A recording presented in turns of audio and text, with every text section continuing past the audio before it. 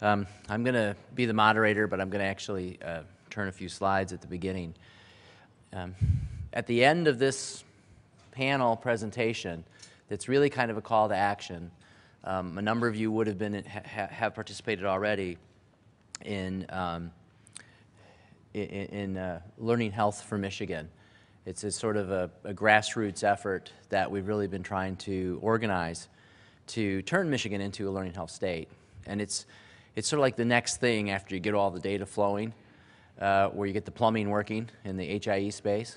And so that's starting to happen enough where we can really talk about taking it to the next level. And what we're going to end up doing at the end of this panel is essentially saying, hey, if you are interested in helping us create a learning health state, please follow up. So I'm going to introduce my panel to just make sure that you're all aware, as Shelley said, the QRS code is also, you can pull up all the details. Alan Flynn is a Pharmd. He has been in the informatics space for quite some time. He's been in the trenches with sort of dealing with electronic medical records. He's, I would say sort of done it all in the techie space as well as the actual clinical space, and he's on his way to becoming one of the serious academic folks researching this space. So he's pursuing his doctorate. I get the privilege in the 1 day a week that I have an appointment at University of Michigan with Dr. Friedman's department in the Department of Learning Health Sciences to work with Alan. And so it's one of my great joys to sort of hear him speak and sort of explain things in a way that makes things very understandable. We also have Chrisita Ackerman, who's a practicing pharmacist. Dr. Ackermann has her PhD in skin permeation work at the University of Michigan. She has served as an associate research professor at the College of Pharmacy at the University of Michigan, and earned an executive MBA from the Ross School of Business. So she'd be kind of a triple threat: a researcher, business, and practitioner. And she'll be speaking to us a little bit from sort of a real-world view. And then Dr. Jodyn Platt is assistant professor also in the Department of Learning Health Sciences at the University of Michigan, who I also got the privilege to assist in teaching a class on infrastructure last fall. And she is a PhD, a faculty member in the department, and her research focuses on public trust. And as we talk about the future challenges ahead of us, this issue of trust, this issue of sort of formalizing trust, as well as sort of ethics and policy. She's done a lot of work in the sort of biobanking, obviously in the learning health system space. We're going to need to rely on her kind of expertise. And in much the same way Julia spoke about what's happening in the HIE world, trust is this whole new area when we talk about consent and privacy that is still in front of us to pursue. So these are the folks on the panel that I have the privilege to work with, and I will just kick us off just a little bit. And I just want to talk about big data and analytics and data sharing. And you don't need all of the data all of the time to find patterns that are generalizable. And a lot of times people think more is better. And you heard a couple times quality is better. But you need enough.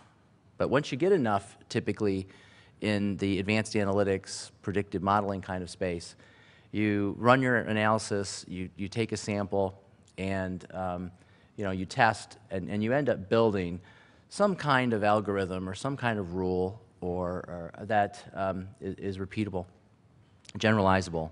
And then you take that algorithm out, and when you see new data, you basically score that new data, or put in the attributes to the formula, crank out the result, and say, yes, this patient has a higher risk, or hey, this chunk of data or individual falls into a different category.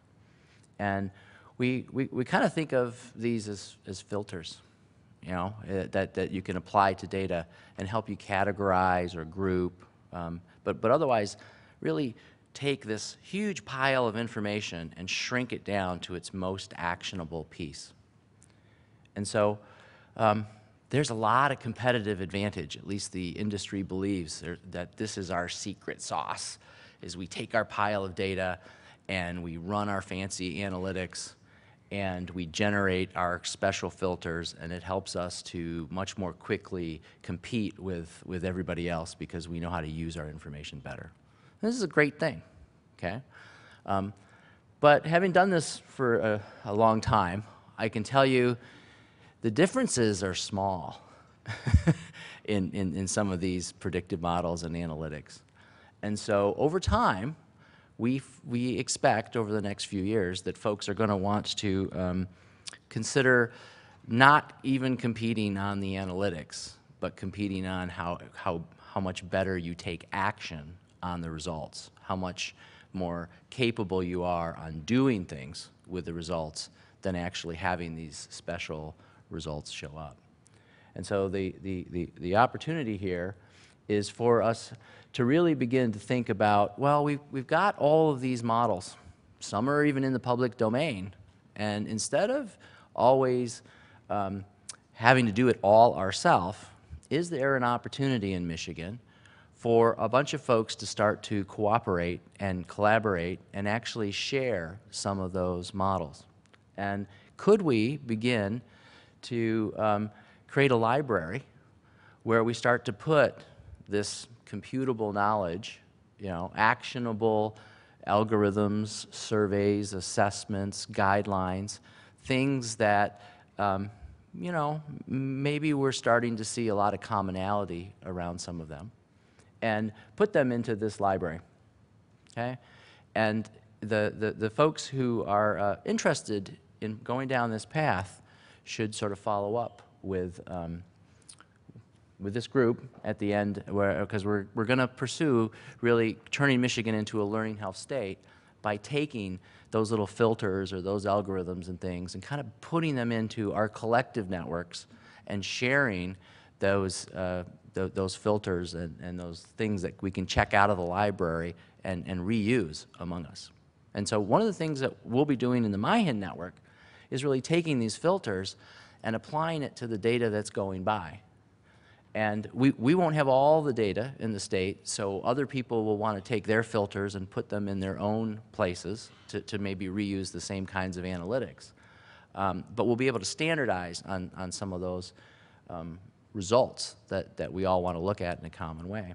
And so for us, we're basically starting to pull in, using some of the knowledge grid stuff that we heard about yesterday and you'll hear more about, to basically categorize, prioritize, crunch down so you only take the most actionable, so possibly even filter so you ignore certain kinds of information because it's not relevant.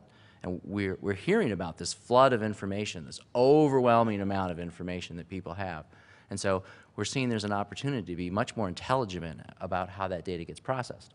And so the simple example that folks saw yesterday, that if you weren't here yesterday, we're happy to follow up with you, is just taking, we have all of these, literally 150,000 care summaries coming out of emergency departments and coming out of hospitals every day. We're about 85% there. And it's a big bunch of information with all the medication stuff in it. We can start to put these filters into that flow of information and make all kinds of different decisions, okay? Could route this to a researcher, could send an alert someplace, could trigger, this is this person's first time on an opioid. Maybe we want to just get them in a special wellness or prevention program that kind of prepares them for what this means. And it could be we just want to classify this and add more information to the back of that saying, hey, this is a strange combination in this care summary. Somebody may want to scrutinize it a little bit more. So that whole concept is the MyHIN piece, but we're really trying to figure out how to get a group of folks to figure out how can we share a library and do this together.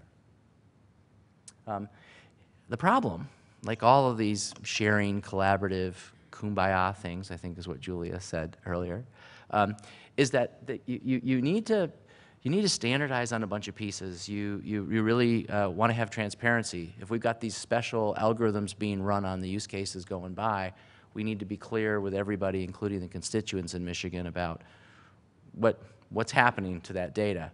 So there's some brand new governance conversations that need to happen that have not historically happened because people haven't been sharing this kind of information consistently. So we need more infrastructure, if you will, to sort of manage this process. So with that, I will turn it over to my clicker.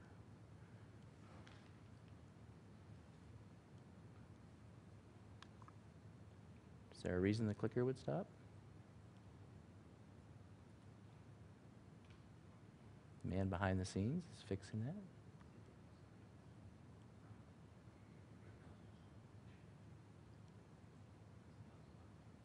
Yeah, no, I want to keep going to the next speaker.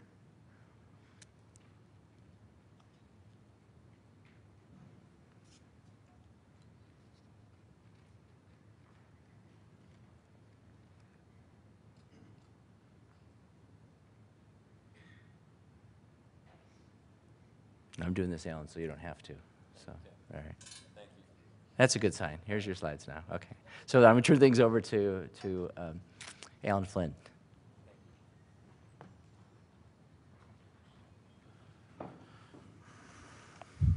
Well, good morning, everyone.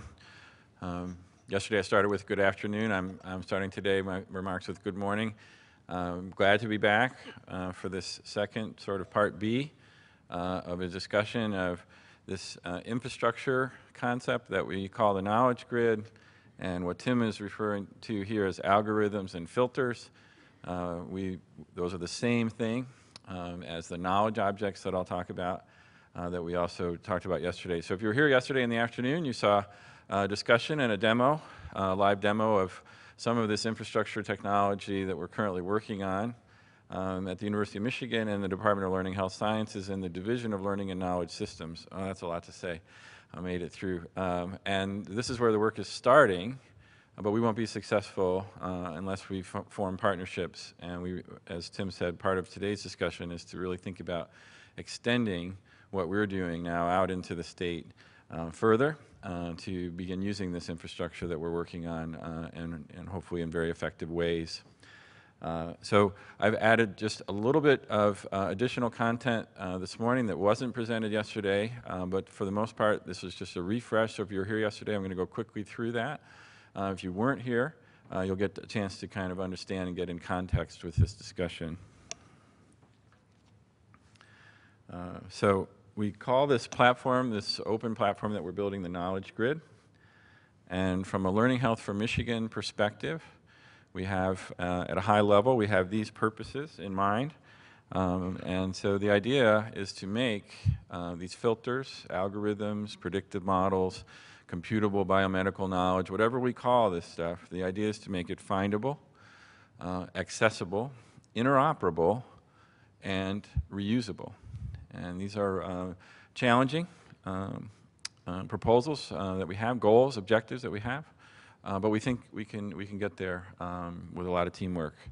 And I'm also reflecting on Julia's talk this morning about incentives, and certainly here in the panel today, you know, we'll be also thinking about and wanting to engage all of you about what it's going to take, more than the technology, to begin to achieve the level of trust and the level of sharing, not only for data, but for these filters and knowledge objects.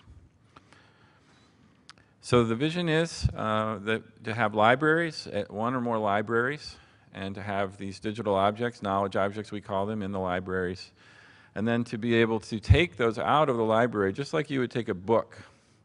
To take a book out of the library, to take one of these digital knowledge objects out of this digital library that's part of the knowledge grid, and to take that into your own IT environments and run it.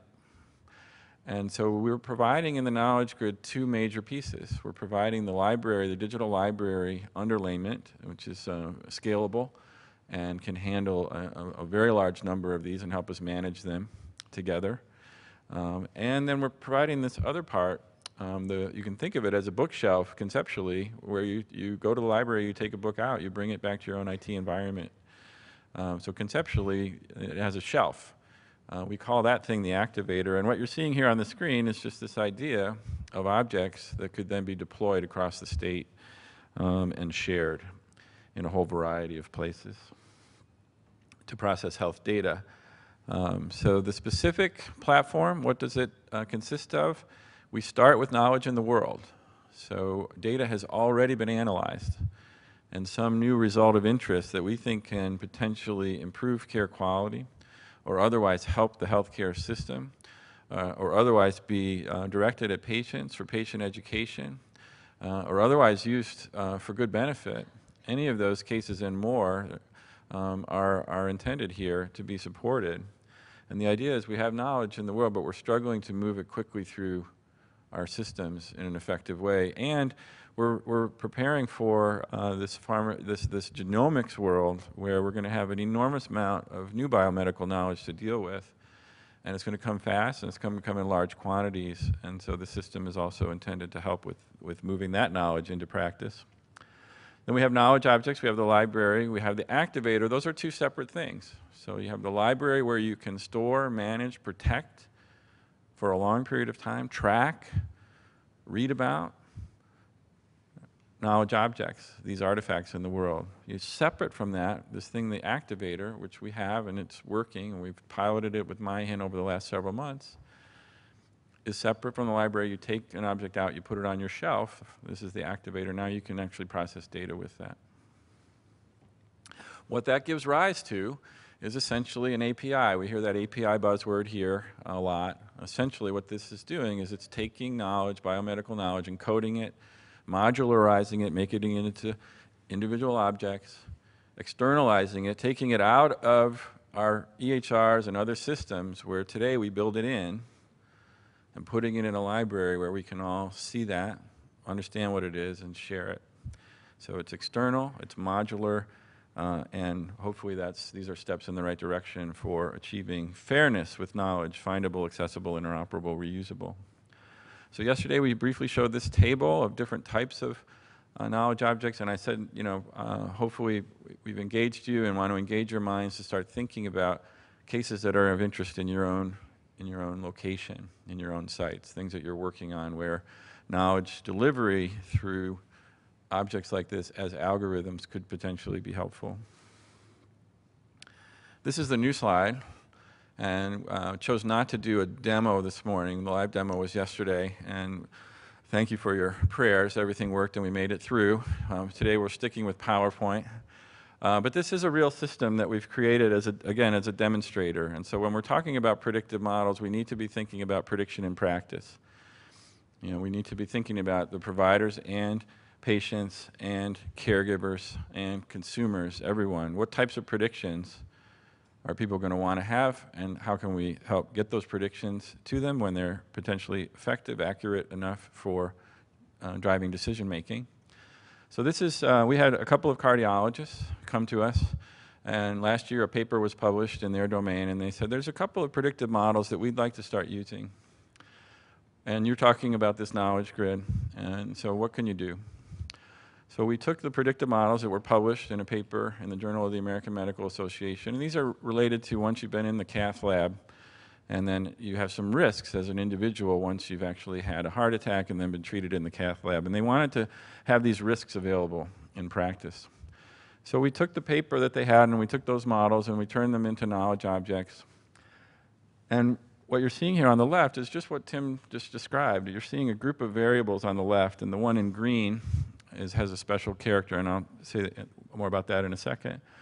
And then you have these two risks. One's a bleeding risk and one's the medical term is used here, stent thrombosis. I think what that means is another clot, is another heart attack. And so these are the risks. And then notice how these risks are depicted. They're depicted in a picture, and that's a special picture. It's called the icon array. And that picture's been studied in the lab, and we know when you're trying to express risk information to people, that can be difficult for people to understand what you're saying. You have a 4% risk of this, you have a 2.7% risk of that. You have a 0.01% risk of something else. So images, visuals can be helpful. And so that visual, that's an evidence-based visual. It's not something that we just came up with, you know, drawing that ourselves. That came from the literature. That's a scientific instrument to deliver risk information. And so we also created a knowledge object that could deliver that visual to any application wherever you wanted it to appear. So we're showing that here. So there are actually 3 knowledge objects that have been used here, 2 to deliver the 2% risk scores and 1 to deliver the visual. The app that you're looking at here doesn't have the smarts in it. It's just making calls to the knowledge grid activator, to the bookshelf, to get help and put those things into the app. Now, other things I'll just briefly mention. We hear about FHIR, Fast Health Interoperability Resources, and we hear about data interoperability. This system is built, the app that you're looking at a snapshot of here is taking in data from an underlying FHIR platform, Fast Health Interoperability Resources, FHIR. And the item there in green came from the patient record. So we looked up in the patient record, find some diagnostic information, add that to the system. What we're trying to do is grab everything that we can from the system so that we ask as little as possible in terms of data entry of the person that would ultimately want these scores.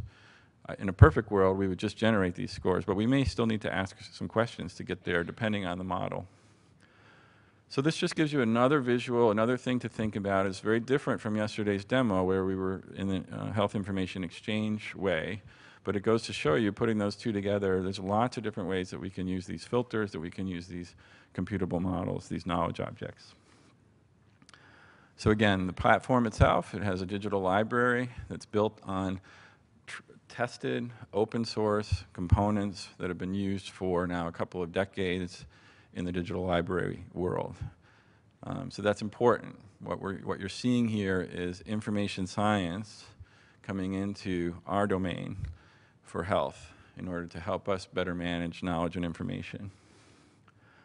And then the activator with its bookshelf, which is separate from the library, where you can take these objects and you can run an activator.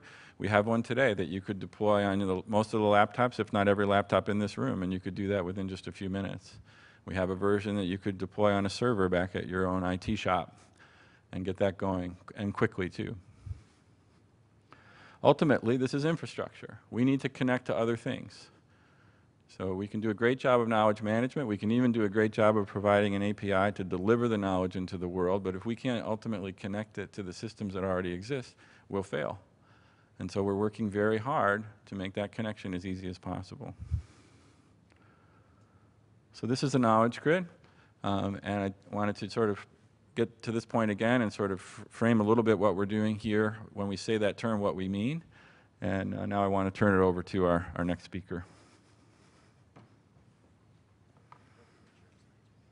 Yes. So I think we're going to have a quick swap out for Dr. Ackermann's slides as well. Okay. Chrisita, it's all yours.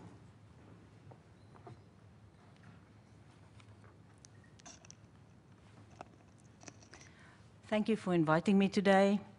And if you have a question about my accent, it's from South Africa. So there's a little bit of Dutch and a little bit of English in there. I hope you get used to it soon. I'm here to patient-center everybody. I really appreciated the very first speaker today. She talked about a real-life experience, and I'm going to give you a small example of that too. In pharmacy and as a pharmacist, that's what I do every day. I'm patient-centered. And I hear patient stories, and I share in their frustrations. So when I hear about all the IT that you're capable of and that you envision, I'm thinking of this simplistic grid with a patient in the center cloud. So if there could be a cloud, the patient should be in the middle of it. And then other smaller clouds where different things can be accessed. But I think it's not correct to think that the patient doesn't have a role here. It's only the caregivers that should make the decisions. And therefore, I want to tell you a little story. In the past 12 months, in our family, my husband and I, we had so many hospital visits.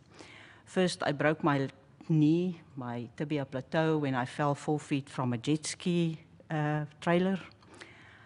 My husband had a condition from long before where his adrenal gland, one adrenal gland overstimulate his aldosterone production. Aldosterone pushes your blood pressure up. So he had this chronic blood pressure issue.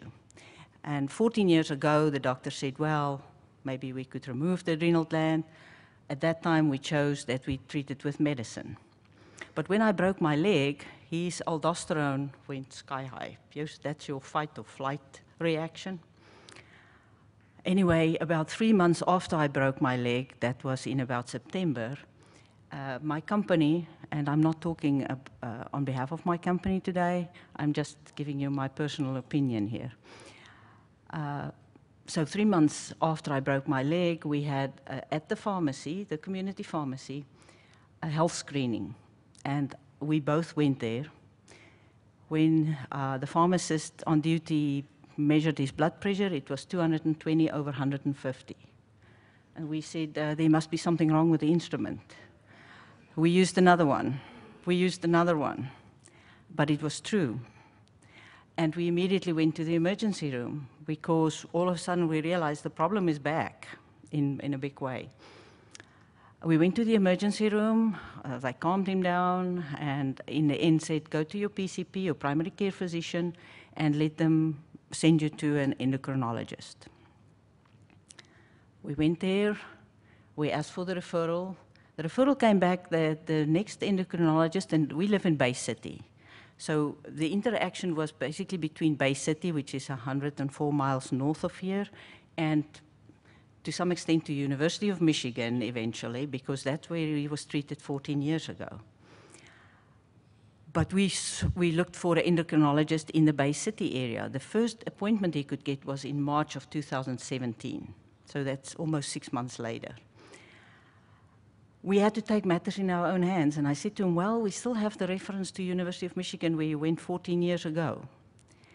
We made the appointment basically ourselves, organizing through our PCP to please give us a reference to a different endocrinologist at the University of Michigan. He got an appointment in 10 days. Long story short, he got his adrenal gland removed on the 17th of March of this year. And he's declared free of hyperaldosteronism. So his blood pressure is now like 117 over 75. He is very excited. But what is interesting, he sense now that he's not taking any medication anymore. He was on about 10 medications for high blood pressure. Now, all of a sudden, he just dropped the hydrocortisone 2 days ago. It was a taper down to see that the other adrenal gland will take the work over from the hyper one. And he's in a sense not comfortable now with not taking any medication. What's going to happen with his blood pressure now? But the endocrinologist then referred him to a cardiologist. And you know, he had various, and when he was after the surgery, he had EKGs taken, etc. A week ago, he saw the cardiologist. The cardiologist detected that his electrocardiogram, his EKG, is way different from a normal person. And he thinks it's because the heart now sees a very different picture from not having this hyper adrenal gland anymore. But nobody else picked it up. And nobody else, you know, like I say, he was even back in the emergency room once. EKGs was taken almost on a regular basis on him. And nobody picked up that the electrocardiogram wasn't normal. So it's very, what I'm trying to say is, in this process of going from one doctor to another, having lots of lab tests, and although you give all the doctors, each time, we filled out about 6 packets, they call it a packet, of information on your medication, on your doctors. Each time we go to a doctor, they say, do you have the blood work? Oh, did we have to carry the blood work in? We thought it was sent to you because the name was there and the fax number and everything. We didn't receive it yet. What happened was we had a 3-inch binder that we carried to every appointment because there wasn't communication between the various providers on exactly what was needed at the next step. The one constant factor in all our visits at Bay City with our PCP and at the University of Michigan was actually our insurer. Blue Cross Blue Shield appointed a nurse, and she was like the patient advocate. So she would call us and ask, how are we doing? Me on my leg and he on his heart condition. So this patient cloud was really, the best link was the nurse at the insurer. The others was like very fragmented with information pieces, with blood work, even the two doctors, the surgeon and the endocrinologist at the U of M, it seemed to us as if they didn't have the same information all the time. He had a little bit of a crisis. He fell one night and everybody was up in arms. Maybe his adrenal gland is not working. So the surgeon instructed him to take what they call a stress dose of hydrocortisone of 100 milligrams. He took it, he went to the ER, and a blood work was done. The next day we communicated to the endocrinologist. He said, why was the dose so high? I said, we don't know. We just followed the first doctor who reacted. She said, oh, well, the blood work doesn't mean anything if the dose was so high. He has to wait 2 days and go for the same blood work again. And he did that, and that was then interpreted. But it seemed like, you know, even doctors that's at the same hospital, at the large hospital, doesn't always have the relevant information at their fingertips. So this binder went with us from stage to stage. And if everything can be focused on the patient, and I know there's many elderly patients that won't be able to handle information that they have access to, but I think it's very pertinent that the patient should have access to whatever information there is about the patient. When I went to the orthopedic surgeon, I wanted to look at some of my visual, the CAT scans, the MRIs. I didn't have access to that. Even the blood work, because you learn over a year how to interpret your own blood work too. The blood work was very fragmented, just because the systems didn't link up properly with each other. The cherry on the cake was the very last, in the last week or so, the PCP also had to refer my husband to a nephrologist for his kidneys. They called us from the PCP office and said, my husband needs blood work. I said, what? He did blood work 2 weeks ago. No, I'm sorry, the only blood work we show in his file is from last year, June of last year. I said, that's impossible. He's been through surgery. He did that kind of blood work that you want now like 10 times in the past year. Just go to his physical file, because the doctor actually gave us a copy of his last blood work. He gave us a copy. Now they're calling us to say they don't see it on the computer. So it's very frustrating from a patient point of view. How is it possible that you don't have the blood work and she can't make this appointment until she has new blood work? Eventually they found the right blood work and they made the appointment, but it's like pulling teeth all the time to get the right pieces of information and then to be able to present it on the day that you actually need it. One day we had to go at the U of M, we had to take a lunch break because they didn't receive certain information from a certain provider. And they said, can you please come back in an hour? We should have it by then. I think there's a lot of waste of time in the health system by these systems that doesn't link to each other, and providers can't find immediately what they need. So I think Alan's idea of having a library where you can go and find pieces of information that you really need will be great. And I think the patient should also have access, because the only center point in this whole conversation is the patient and the care of the patient. So patients should know where their information is so that they can also help their providers to understand better where to find it. And to just carry paper copies is a little bit old-fashioned, but in our case, that's all that helped us to really get through all of this. So my first slide.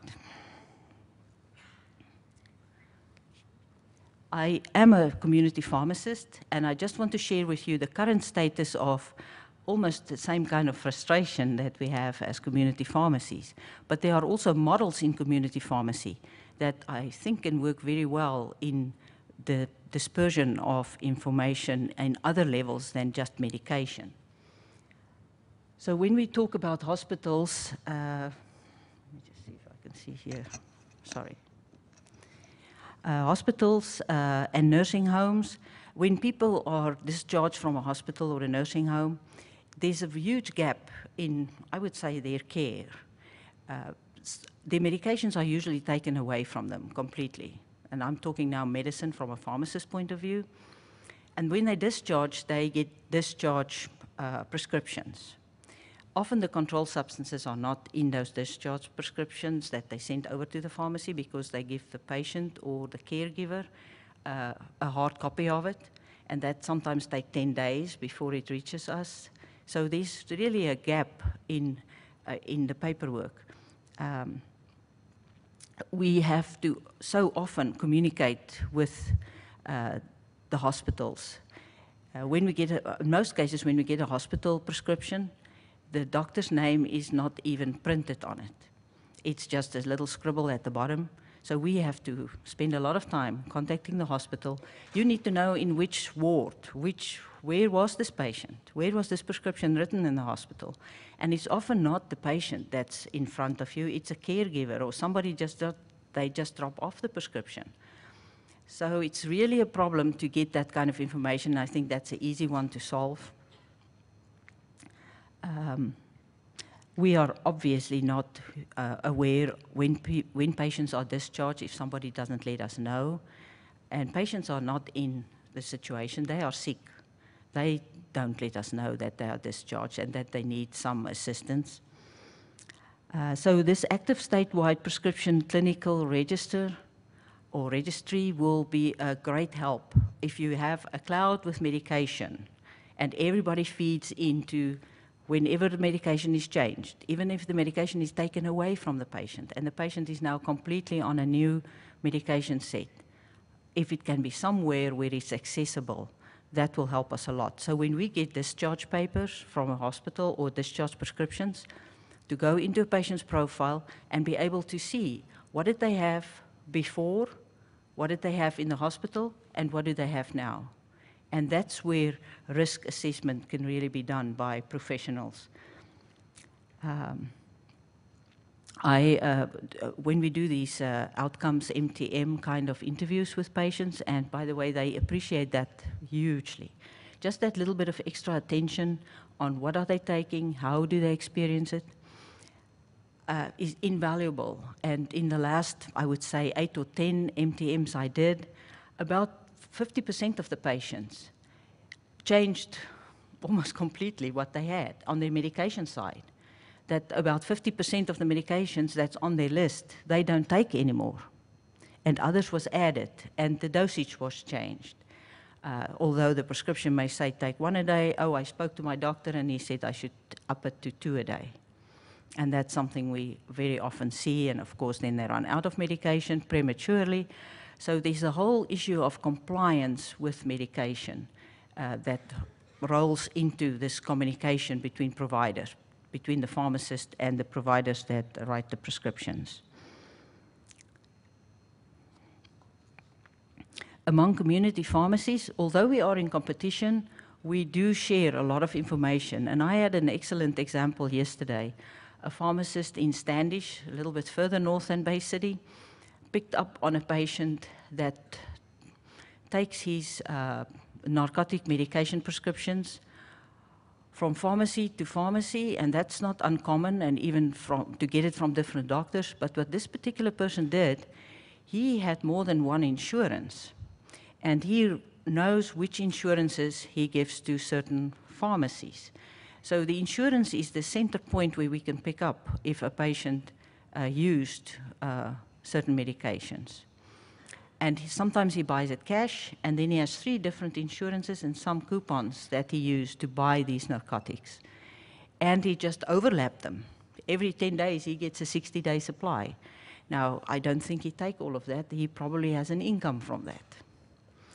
But that's the kind of thing. And this pharmacist yesterday from Standish, he made a point to call when he saw on the MAPS system. I don't know if all of you are aware of MAPS in Michigan, where you can see how narcotics is used. He called every provider and every pharmacy that's involved in that patient. And he figured out what is going on with this patient, how he's deceiving the system to get way more medication than what he's allowed to get and what's safe for him anyways. And then he went to the trouble to call back everyone and give them the information that he just gathered. And that's a perfect example of somebody that really cares about patient care.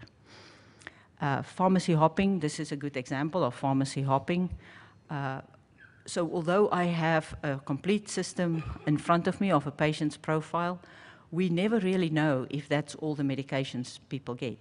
The maps tell us about the narcotics and the controls, but all the chronic medications that there's so many more patients on, and it's a much larger system, we have no idea if they get it from different pharmacies. Pharmacies offer free medications, like the statins, metformin, which is a big one with so many diabetics in the country. So if you look at the patient's profile or even the analysis of the profile, if you don't get it from the insurer that hopefully has all the information, this patient with his narcotic problem, his insurers didn't have his full profile either. It was the MAP system that brought it together. So in a sense, there's a complex network of information sources that you need to be able to assess the true profile of a patient's medication. And that's that lack, the real barrier is really the interoperability of these systems. And patients will always do pharmacy hopping and use coupons and stuff like that, which is, in a sense, a dangerous thing. And I think maybe the government can do something about that with some controls that patients, these incentives for patients to go and get free or coupon type medications, that could be curbed. I don't think it's really in the patient's interest to do that.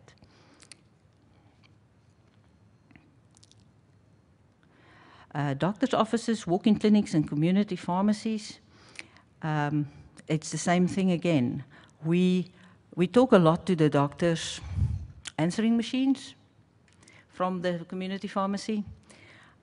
You always have to leave a message, or most of the time, and then somebody will call you back. That somebody is very, very rarely, it's the doctor, it's a nurse or somebody working in the office, and then you ask for something and they will go back and come back to you again. It's a lot of time just navigating information that could have been available in a different way that was much faster. We have electronic prescriptions, which makes our lives much easier in terms of it's printed, and there's not so much problem with accuracy in terms of the patient information. But it's also, we see a lot of error in terms of medication instructions. It would, for instance, yesterday we had a prescription that said just once a day. This is an injection that comes in a 2 milligram per injection. Now, what does once a day mean? This injection is given once a week. We called back, oh yeah, there was an error. The doctor isn't there today at the office, so the doctor didn't really proofread what they sent us. They thought it was the same as what the patient had before. So there's lots of little errors, and one nurse explained to me that there are templates on their side. So the one side doesn't always understand the other side's information or what they use to send to you in terms of prescriptions. A nurse told me that she has a template, and she has to choose, say, 1 BID means 1 twice a day, but if there's a little variation, and the doctor wants to say 1 twice a day for 7 days, and then after that so and so, they don't have a template for that. So then they put that in the notes, and the notes are like 1/10 of the print size of the other information you get. So that's often overlooked by the pharmacists and the pharmacist technicians that has to type the prescription. So these little quirks that causes a lot of error and a lot of lack of patient care, and medication errors can be very serious. The other thing that we do a lot with doctors is we do prior authorizations, which mean the insurance doesn't immediately pay for the medication. The doctor first has to talk to the insurance to motivate why the patient needs the medication, and then they open the electronic gate so we can actually bill it through the insurance. It's very opaque because we send the fax to the doctor to alert them to the fact that we need that, but we don't get any feedback. The patient will call the next day and say, "Do you have my medication ready?" And we will say, "Well, let me run it again." That's the only way we know, is to run it through and see if it will go through today. No, we didn't. It's still asking for a prior authorization. So the patient asks us, "What's happening?" We don't know. It's in the doctor's hands. There's no source where we can go to and say, we know what's happening. In a few cases, I have actually called the insurance and asked to talk to the prior authorization department to kind of fact check, did the doctor actually send anything to them? In those cases, they never received anything. So the person who handled the prior authorizations at the doctor's office wasn't very competent, I think, in knowing how to do prior authorizations, and so it just didn't happen. And that's something that can be done much easier, I think, if the insurance can just send back an alert. They do it a little more nowadays, that some agent will actually call you and say, "Can you please run this prescription?" But that's usually when the patient has called the customer service desk 10 times and said, "I'm going to take this to a legal matter now." Then they will take some effort and, you know, really get involved and calling us back and make sure it is actually going through. We do Outlook MTMs with patients where we are requested and required, and the system very elegantly produce a fax that we send to a doctor to explain why certain medications should be omitted or thought about, you know, to streamline the patient's medication or to give them a better, especially age-related. On the Beers list, there's a lot of medications now, and the system picks up on that and want older patients to take safer medications, that they don't have a falling risk. So we send that fax to the doctor, but we just never receive an answer. And the fax specifically just give us feedback in 24 hours. And the option is there to, I don't want to change it. And nobody has to give us a reason, but we just receive nothing back. So that's also a patient care aspect that I'm concerned about. There should be better ways to negotiate that. And even a nurse or a PA, physician assistant, can make those decisions and send us something back.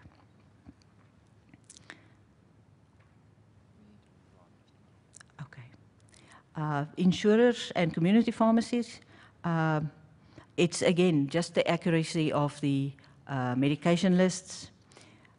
Many patients, because they can't afford the copays, they pay cash, so they disappear off the insurer's list. And so that makes the insurer information very limited, and we can't really work with that then. So the active statewide prescription clinical registry is a very good solution as long as we keep it patient-centered. My conclusion is really think about the patient. If you satisfy the needs of the patient, the provider's needs will also be satisfied. And the insurers will be happy because patients will go through the system much faster and there will be a huge cost saving, I think. Thank you for your time. I appreciate it.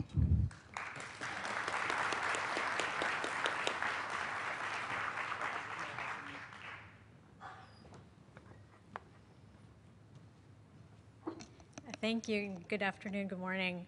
I'm going to sort of continue this conversation, not don't need to get ready for something completely different, but a little bit different, and turn to sort of the question of is the public sort of ready for even just being part of a network, being part of a system of systems, being part of an infrastructure in which their health information may not be accessed all day, every day, but is there and is available for other people to use, perhaps without their knowledge. I'll go through just sort of a quick background on sort of what motivates us. And I won't spend much time on this. We all know why we're here. But then to sort of talk a little bit about some current research, just to sort of give you a sense of what we're working on in the Department of Learning Health Sciences in this area, where sort of public trust meets policy, meets governance, meets the engineering of learning health systems, and talk about sort of implications and invitation to continue the conversation. So we're talking a lot today about this idea that, let's share is certainly part of the conversation, part of the rhetoric that we all share, for lack of a better word, about what the vision is behind health information exchange, learning health systems, et cetera, both for the data but also for the information and ultimately for the knowledge that we gain from that so that we can all learn and all become part of a better healthcare system. It's a part of a trend. It's being funded. It's being worked on actively again, multiple stakeholders are engaged in this, researchers, payers, providers, industry. It's also placing sort of tensions and new questions in the ethical domain, where we've traditionally sort of asked our questions about data based on the reason that we're collecting it. So we are expected to collect informed consent if we're doing a research project. We're expected to get a different type of consent if what we're doing is clinical care. And now we're sort of flipping that question around a little bit and saying, no, let's just have the data and we'll figure out what to do with it later. But we still want to sort of hold true to the ethical principles of things like autonomy, of justice, of first do no harm. And there's sort of one framework that's out there right now that sort of helps us to understand what's at stake in learning health systems that really sort of poses a new set of obligations for patients, for providers, for researchers, for administrators. And it's an interesting one. It's not necessarily universally accepted yet, and it's a normative framework, which means it hasn't necessarily been tested with research and sort of with an empirical base. So the sort of next step in that is sort of understand what are how do we answer these questions empirically and with data, so we have an evidence base for our ethical frameworks as well as just really thoughtful ideas behind it. So one of the sort of more contentious or interesting aspects of this new framework is that patients actually have an obligation to participate. It's not just a choice, it's an actual sort of moral duty. And the question is sort of, really, is that true? Do we all think that? And so what we've done is to do a little bit of research to investigate that. And the quick, so we did a survey in November. It was about a 20-minute survey, nationally representative sample with about 1,000 people. And the sort of short answer is that information sharing for the public is not necessarily a slam dunk. It might be for the warriors, but it's not for this type of context. And then also to sort of also foreshadow some of our other answers is that while it may not be a slam dunk, it is sort of the things that predict people's level of comfort are things that we can actually address and sort of help people sort of be a part of the shared vision that we have in this room and sort of look at ways to extend that outwards. So with the question of, am I comfortable having electronic health information being a part of a network that includes other healthcare providers involved in my care? Sure, that seems actually quite sort of logical to a lot of people. Once you get sort of beyond that and sort of more abstract areas, it's not so clear what the level of, it's not so clear that it's a comfortable space for people to be in. And that's what we see in this sort of first column. So that raises a question of sort of what are the things about people, about the public, that would increase their comfort level with being part of a network that shares health information. And I'm not going to go through all of the sort of descriptive data behind these sort of general categories, but they're in the slides, and so that means that they're available to you in the the code. You can download them, figure. But we looked at demographics. We looked at people's comfort with insurance. Whether they felt like they had adequate insurance coverage. We asked about concerns about privacy, so beliefs in the health system covered privacy concerned. It included this question of, do you have an obligation to participate in research? We asked about trust in the healthcare system. And then we asked a bunch of questions about policy and governance related to access, accountability, consent. So this is our demographic table. It's sort of half, again, it's nationally representative.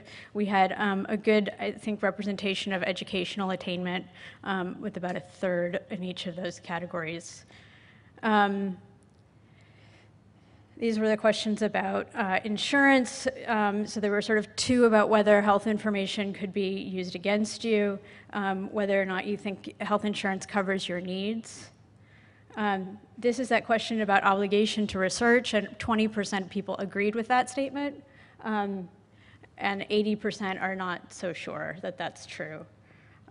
Privacy, and trust in the healthcare system. These numbers are these are means, and they're sort of described here.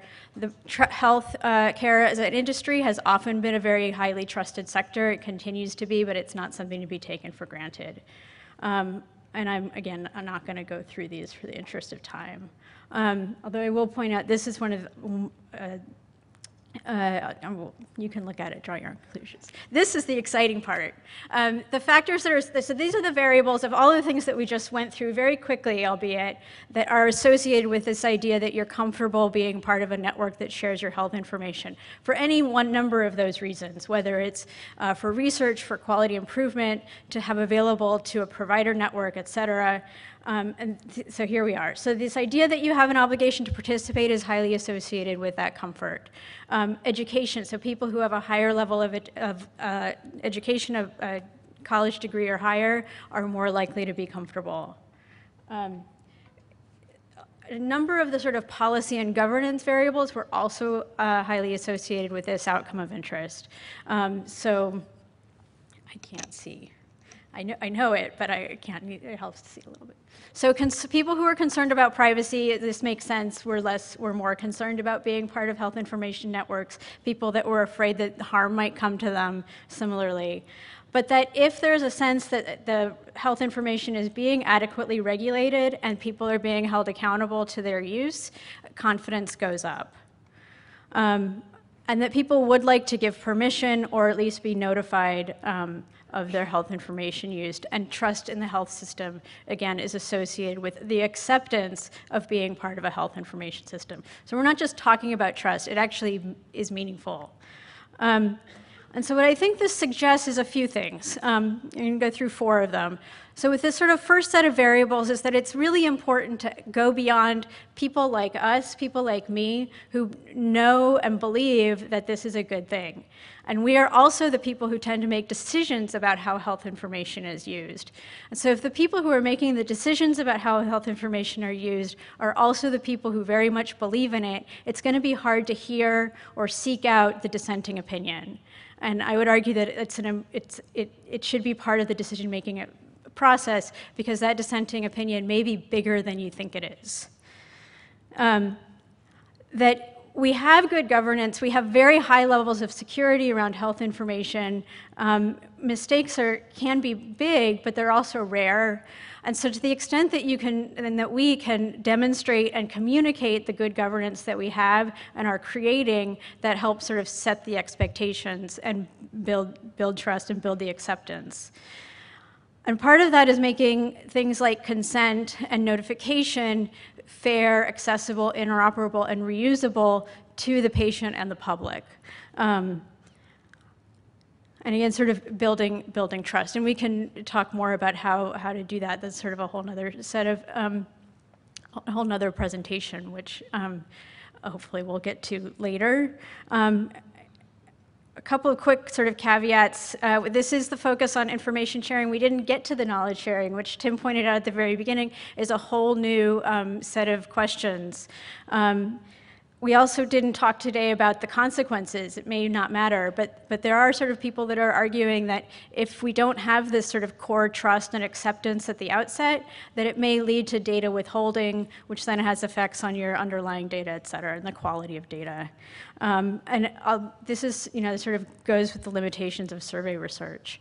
But again, sort of our hope today is that this is sort of will pique your interest in these kinds of questions and these kinds of solutions, and that will continue. This is continue the conversation November 15th and 16th in Ann Arbor. We're going to do our second annual symposium on the ethical, legal, and social implications of learning health systems. We're going to focus on some of these questions of data sharing, also get to these questions about knowledge sharing.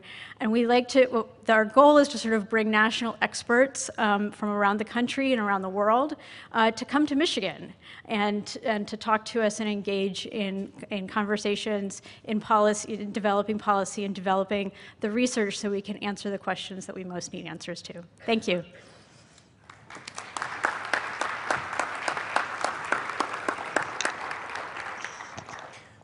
So we've got this ability to sort of tap in and generate pretty sophisticated alerts. We've got sort of the real world, okay, which I think you gave us a good explanation for. And one of the things that I'm worried about is we call it the principle of least astonishment. And that if we are able to comb through folks' data and kind of find these little mistakes that you so aptly pointed out, the text was too small or somebody clicked the wrong template, it could be very good for patients, but it could also be very embarrassing for the institutions that are sending these 1,000 pages continuity of care documents that they don't necessarily know what's in them, okay? And so what we're really trying to create from a learning health state perspective is our collective ability to sort of connect the dots in a way that's sort of fair to everybody, in a way that for anybody who's been in sort of doing quality reports, you generate the reports and everybody says, oh, they can't be true, or that data's wrong. And then you go through it, and you clean it up, and okay, we start believing it a little bit, okay? We're at this stage, this wonderful, exciting stage where we've got critical mass of all the information, but the quality of the information is perhaps not what we collectively want it to be.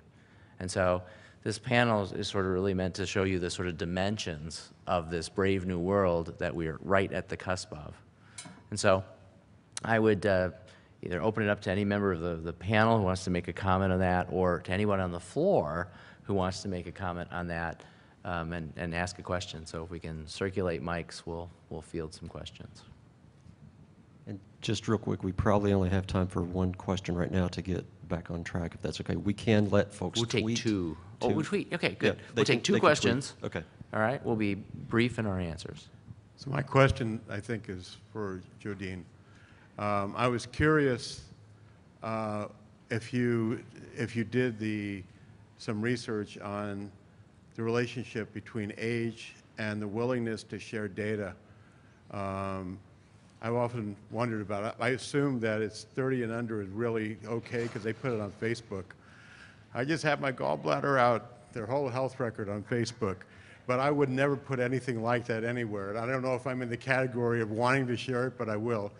The other question is, have you done any kind of calculations, somebody done calculations on what the risk is of a breach for any one of us with our data in the system? We know the risk of flying in an airplane, and what's the risk of losing or having our data breached?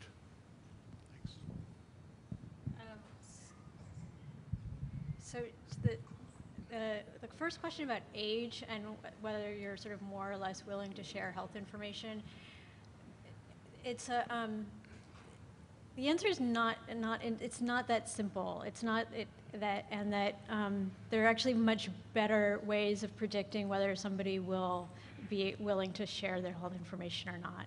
And it mostly has to do with things related to their experience in healthcare, with their perceived harm. And certainly, the conventional wisdom is that young people feel that the sort of pressure of that harm much less. But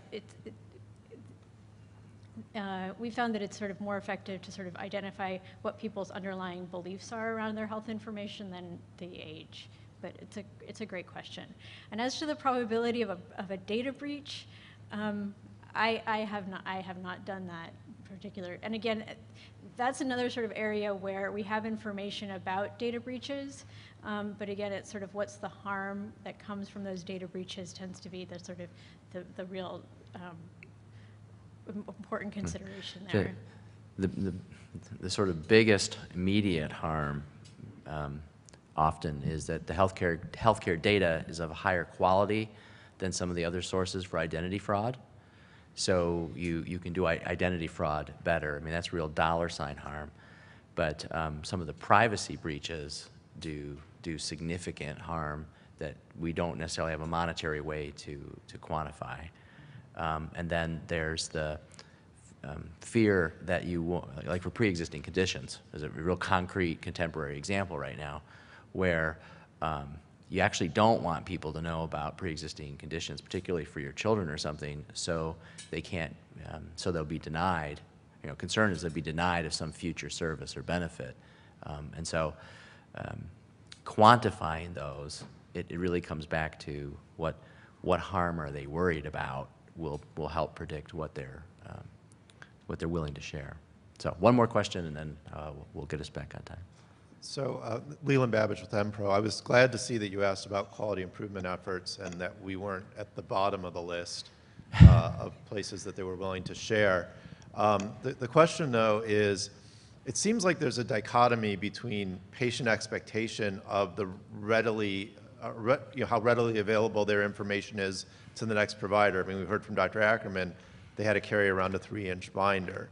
And the questions that you ask may be more in an abstract fashion of willingness to share. The patient thinks that I'm going to have the information when they come to see me in the office, and yet the same patient answering the same question in abstract may say they don't want to share data between providers. So does anybody address that difference, and is it in the way in which the question is asked, or is there something else happening there?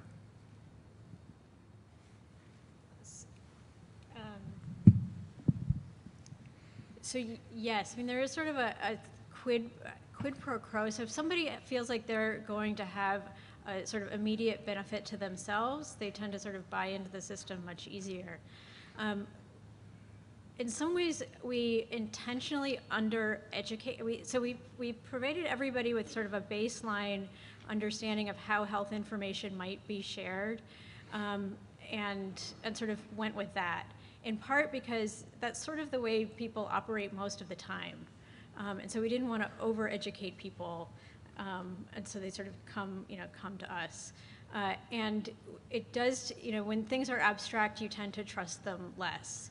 And that is also true, and I think that's part of what you see in that list of, where it's very concrete. It's my healthcare providers, I can trust them, I know them. But if it's a much sort of, I don't know exactly, where it's just going to sort of be everywhere all the time, that's less trustworthy. But to the extent that, again, we're sort of assuming that to the extent, part of our reality is that there is this abstract health network information, and my information is out there somewhere, and can we sort of move the needle on trust, even in that abstract, so that the local and the global are both sort of addressed in both contexts. Julia talked a little bit about the use case sort of design, where you can sort of go use case by use case and check off all the boxes, but if you don't always also have a concept that this use case is exemplary of a larger infrastructure, then you sort of lose out on sort of some long-term gains. And that's sort of where we were approaching this from as well. With that, please thank our panel.